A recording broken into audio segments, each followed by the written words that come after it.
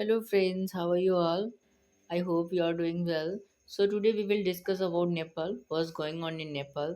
That's we will discuss. So our first question is Nepal में हालिया बड़े पैमाने पर हुए प्रदर्शनों का मुख्य कारण क्या था? तो वहाँ का मुख्य कारण था सोशल मीडिया बैन और भ्रष्टाचार के खिलाफ गुस्सा।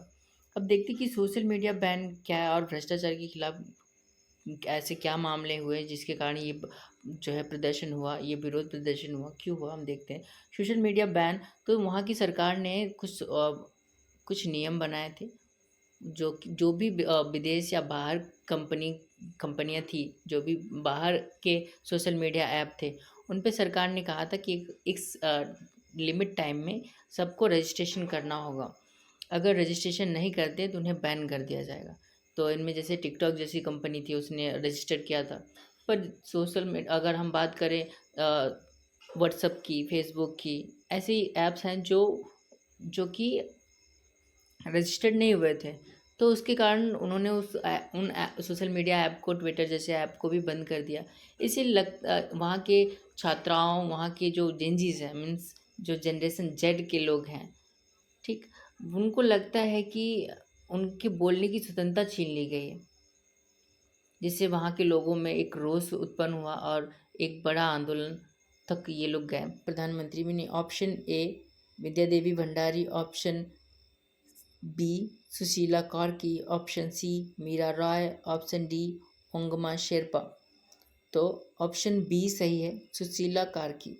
सुशीला कार्की जो है नेपाल की पहली महिला प्रधानमंत्री बनी। अभी तक कोई महिला प्रधानमंत्री नहीं बनी थी, पर पहली बार ऐसा होता है कि कोई महिला प्रधानमंत्री बनती है।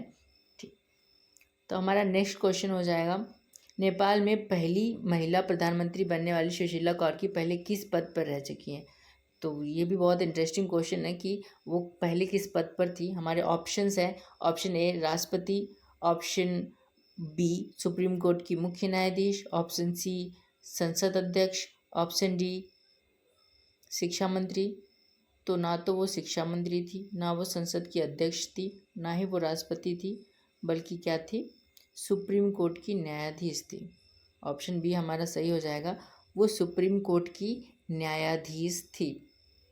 और ये अच्छा है कि एक न्यायाधीश को ये प्रधानमंत्री का पद मिलता है, क्योंकि उन पे ही विश्वास किया जा सकता था, क्योंकि वो अभी किसी पार्टी से संबंधित नहीं थी, बल्कि एक मुख्य प्रधानमंत्री भी नहीं। Option A Vidya Devi Bhandari, option B Sushila Karki, option C Meera Roy, option D Ongma Sherpa.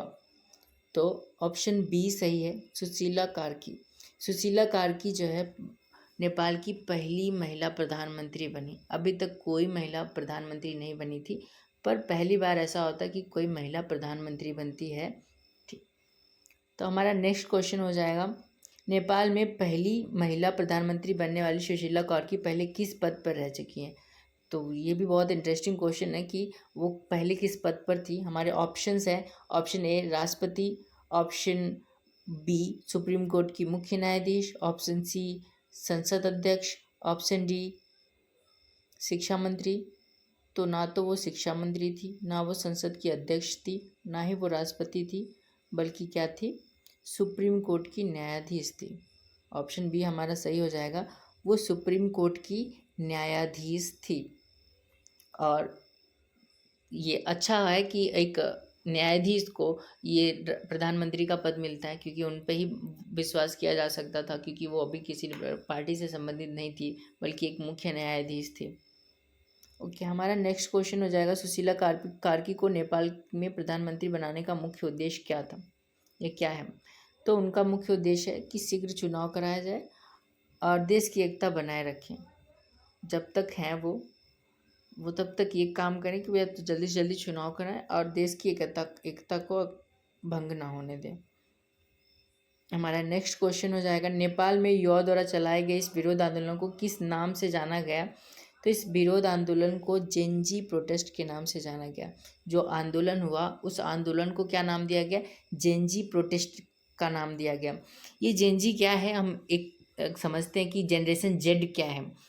तो जो जनरेशन है वो कई टाइप में बांटे गए हैं, मतलब कई समयों में बांटे गए हैं। पहला है कि बेबी बूमर्स। बेबी बूमर्स किसको कहा जाता है? जिनका जन्म जो है 1946 से 1964 के बीच हुआ है, उनको हम बेबी बूमर्स कहते हैं।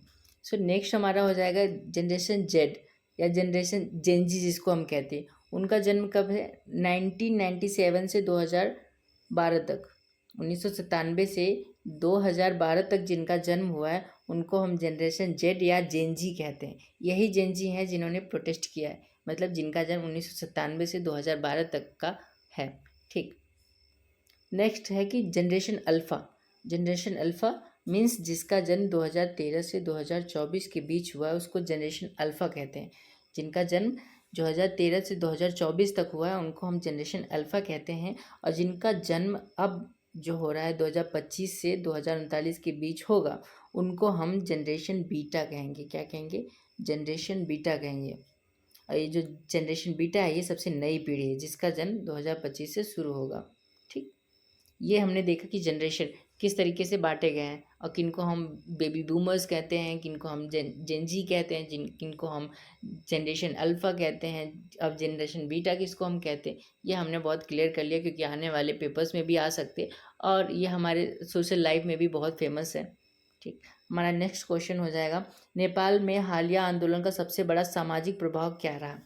ऑप्शन ए, युवाओं की राजनीति में भागीदारी बढ़ी। ऑप्शन बी, भारत नेपाल व्यापार पूरी तरह रुक गया। ऑप्शन सी, सेना ने नेपाल पर कब्जा कर लिया। ऑप्शन डी, नेपाल ने सोशल मीडिया स्थायी रूप से बैन कर दिया। ऐसा नहीं। अब हम देखते हैं कि जो हमारा आंसर सही है वो है ऑप्शन ए, युवाओं की राजनीति में भागीदारी बढ़ी।